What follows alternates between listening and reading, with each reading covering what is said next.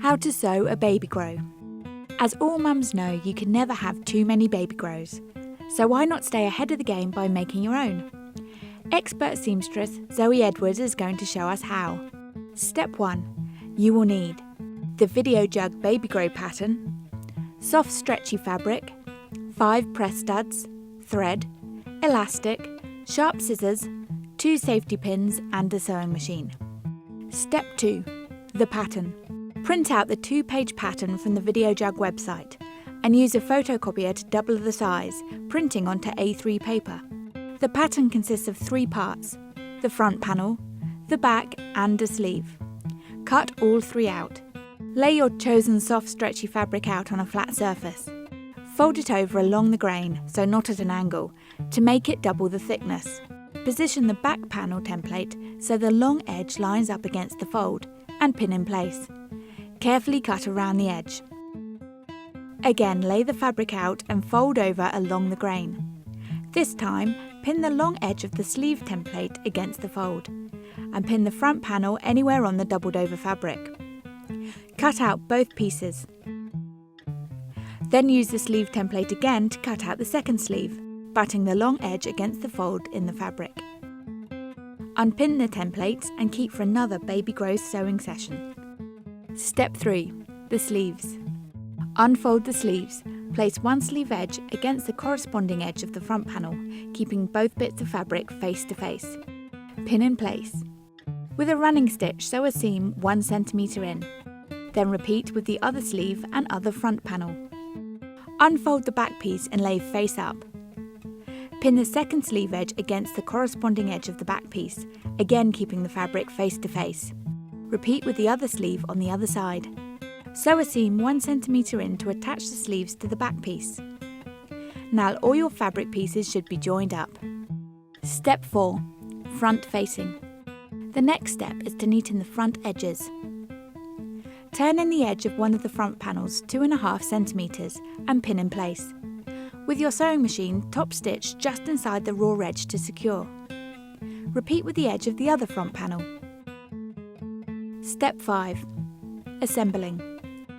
Place the front panels on top of the back piece, again with the fabric face to face. The baby-gro will now take shape. Make sure every edge lines up and the front facing will overlap by 2.5 cm from crotch to neck. Pin all the way around to hold in place.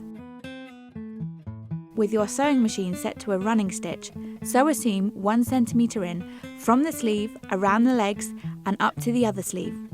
To easily change sewing direction, leave the needle down, lift the foot and turn the fabric to the new direction.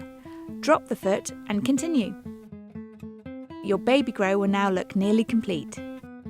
Step 6. Cuffs. Fold the raw edge of the sleeve back by 1 cm. This will create a channel to house the elastic. Sew nearly all the way around, leaving a gap of about 1.5 cm to thread the elastic through. Repeat with the second sleeve.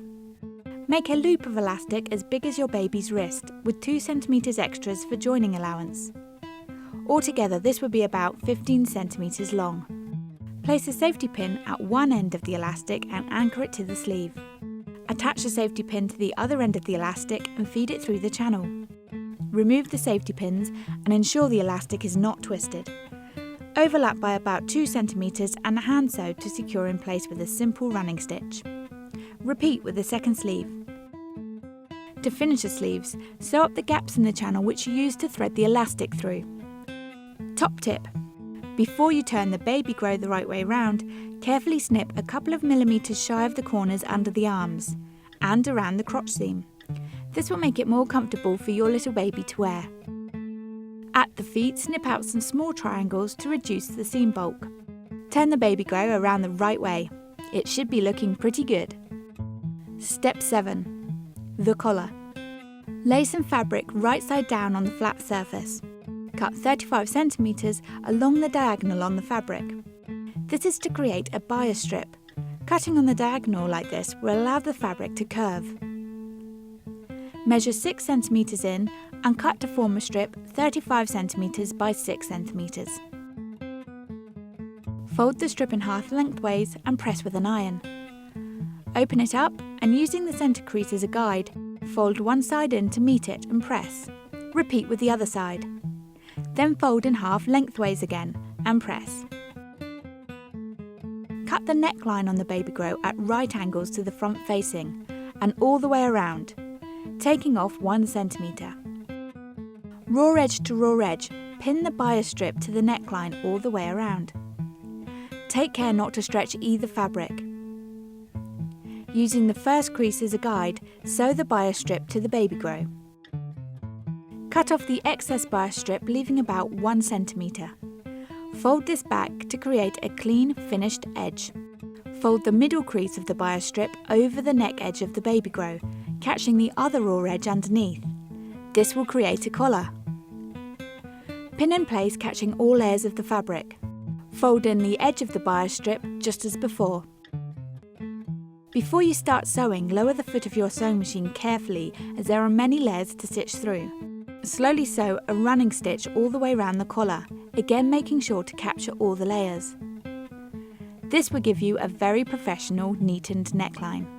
Step 8. The fastenings. Pin the top of the Baby-Gro together. Place a press stud near the very top. Mark its position with an X of pins. Put the bottom press stud in position and mark it with another pin X. Measure the midway point and mark, then halfway between those 2 points. This will give you the position of all 5 press studs. Transfer the marks to the underneath facing with a pencil. Hand stitch both sides of each press stud in place. Zoe suggests using a double thickness of thread for a more secure fastening. When you have attached them all, double check they line up. And that's the Baby-Gro completed. Nice work, Zoe!